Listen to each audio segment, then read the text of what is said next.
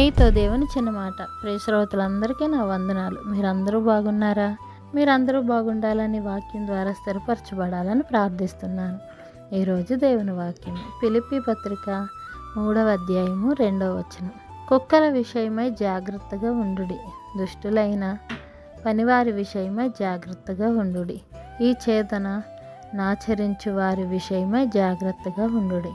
ప్రియ దేవుని బిడ్డలారా, క్రీస్తు సువార్తను వికృతం చేసిన వారి విషయంలో పౌలు ఎంతో విచారాన్ని, బాధను అనుభవించాడు.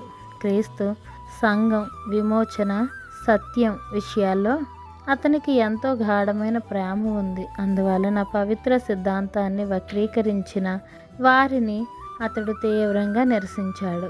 వీరినే అతడు కుక్కలు అని, దుష్టులైన పనివారు అని వర్ణించాడు.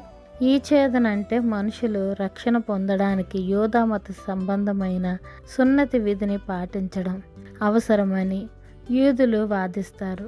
పౌలు దీనినే ఇక్కడ ప్రస్తావిస్తూ ఉన్నాడు. మనలోని పాపం, దుష్టత్వాలను కత్తిరించినప్పుడు పరిశుద్ధాత్ముడు మన హృదయంలో చేసిన కార్యమే నిజమైన సున్నతి అని పౌలు వివరించాడు.